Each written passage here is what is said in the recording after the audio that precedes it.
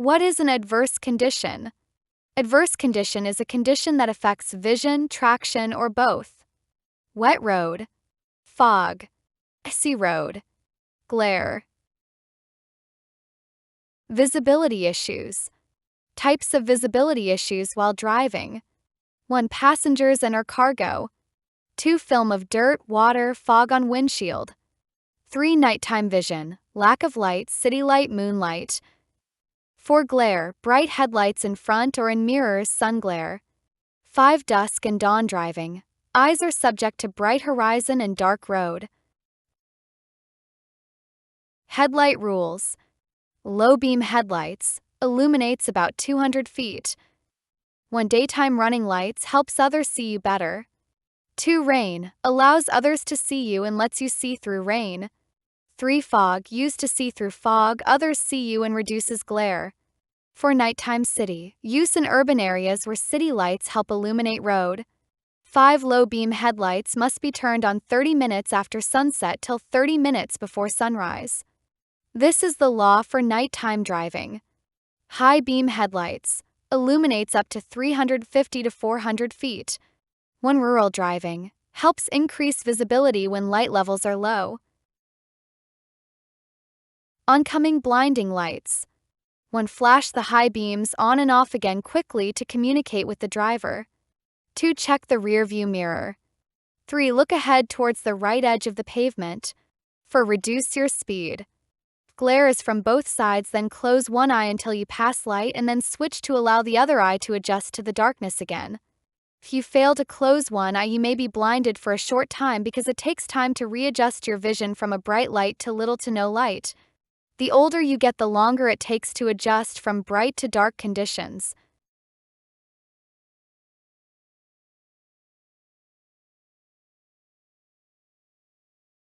Headlight rules in Texas.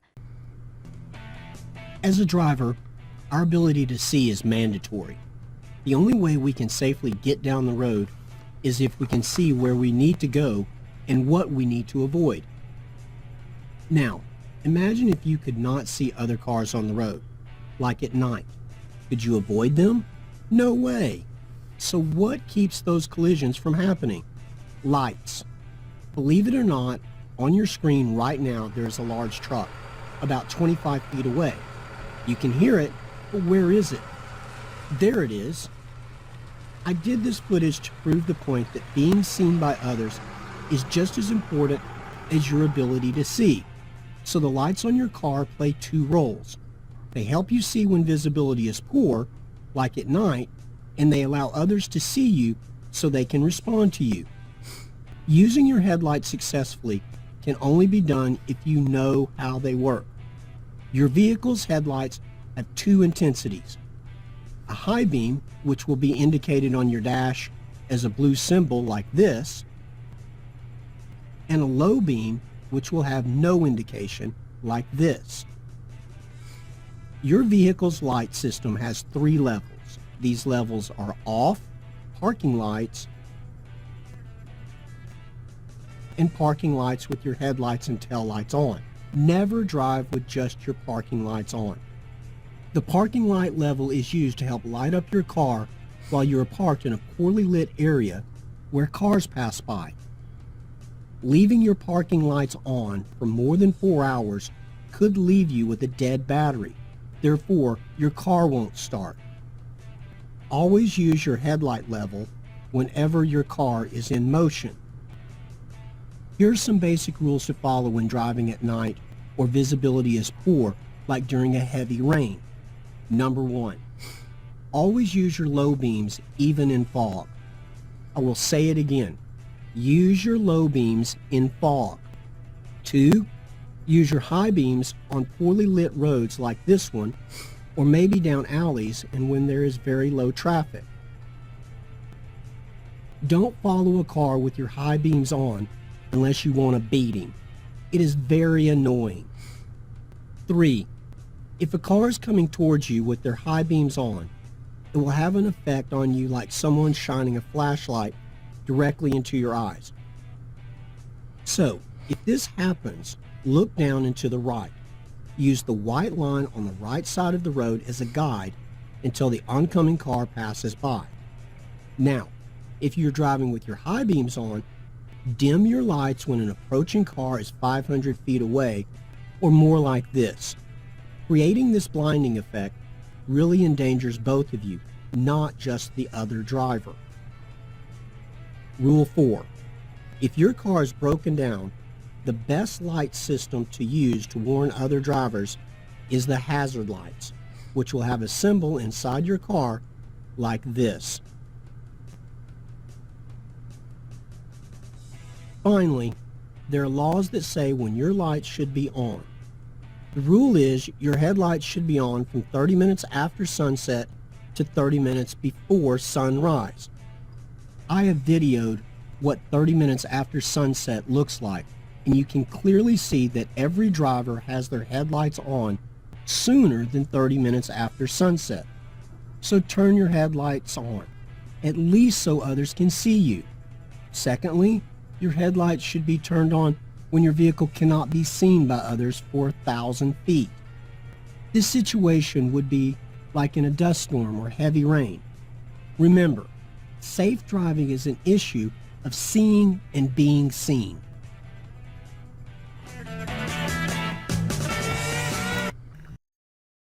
Very intense fog or extreme rain/snow. 1. Further reduce speed but do not stop in travel lane. 2. Activate the hazard lights. 3. Safely move as far off the road as possible and stop your vehicle on freeway. Look for exit to leave the highway.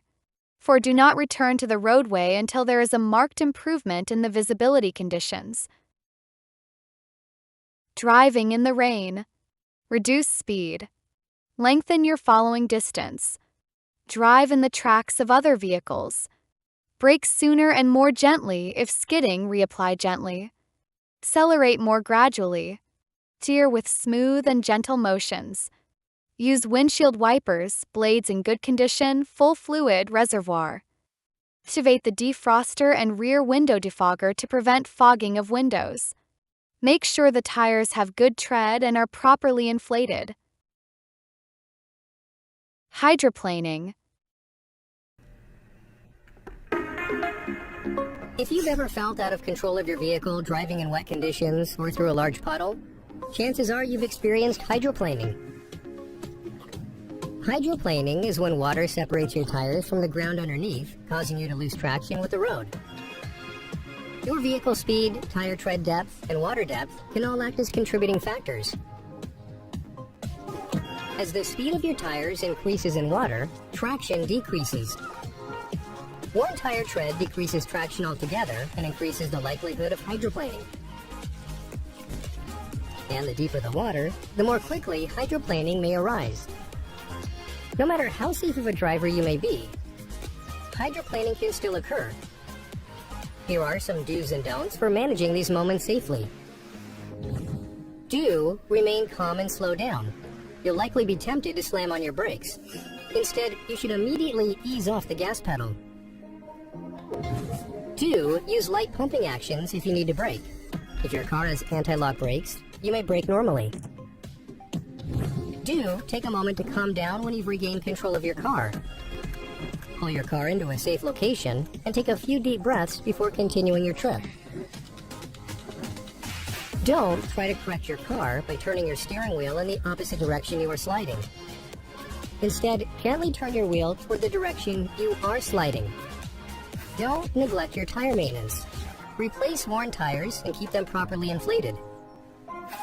Don't use cruise control while driving in rainy conditions or on wet roads. Be mindful of the possibility that hydroplaning may occur in wet conditions, and keep these tips in your back pocket. Windy conditions. To maintain control, you should reduce your speed. Grip the steering wheel firmly. Check for oncoming and following traffic. Compensate gently for the wind gusts as soon as the vehicle moves off course even slightly. Be prepared to countersteer. Avoid passing. Increase your following distance. Keep away from other vehicles on either side, multi-lane road. Position your vehicle close to the right in your lane, on roads with one lane in each direction. Extreme heat. 1. Top off your fluids. Make sure radiator fluid and the reserve is at optimal levels. 2. Avoid tire blowouts by making sure you inflate your tires to summer time levels, which is usually less air because air expands when hot. 3. Wear good sunglasses that block glare and wind. 4. Avoid driving at hottest times of the day, which is 1 p.m. to 4 p.m. for most areas. 5. Try to drive at cooler times of the day or at night.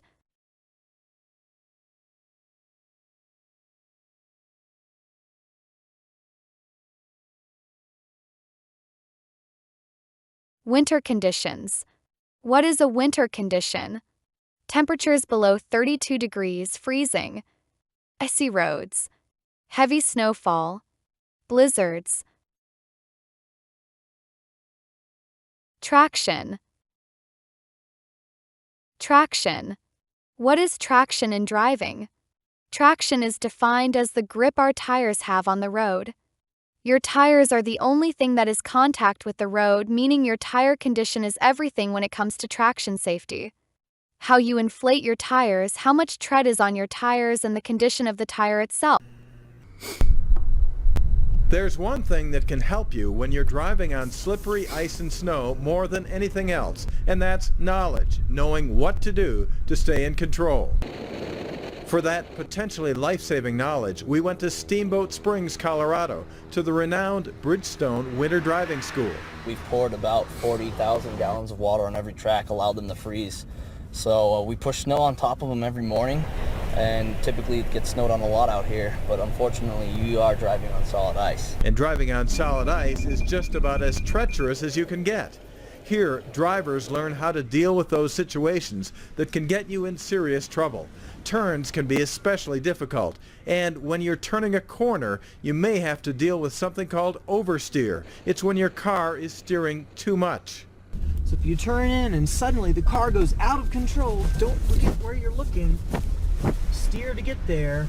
Maybe even have to add some throttle to put some additional grip on the rear tires of the car to regain control after an oversteer. On the other hand, if your car tries to go straight when you turn, that's called understeer. So if we happen to be driving along, come into an icy corner, and steer with the steering wheel too much, we might find that we have to reduce the amount of steering. Suddenly, the front tires can regain grip and carry us where we'd like to go. Regaining that grip between the surface and your tires is key in maintaining control. You might think that the colder it gets, the more slippery it is. Well, it's not exactly true. When the temperature's at 32 degrees, it's very slippery because the water is still wet. The closer to zero it gets, the more grippy the road becomes and the more traction you have. Bringing your car to a controlled stop is also vital. Many newer cars have anti-lock brakes, and you should know if yours has them. The way to use ABS, anti-lock brakes, is just to stand on the pedal with a lot of pressure, and that lets the system know you want maximum braking from all the tires, and it can be working on all the tires. Alternatively, if you don't have ABS or the ABS malfunctions, you might have to pump the brakes, and we call it cadence braking, where we're pumping the brake up to the point of lockup and then releasing it suddenly. Nearly all vehicles come with all-season tires, okay in snow, but they don't provide the grip winter tires do. Winter tires are made with a different rubber compound that grips better in cold weather and an optimized tread width. I tried an SUV with all-season tires and found it skidded more and didn't stop as surely.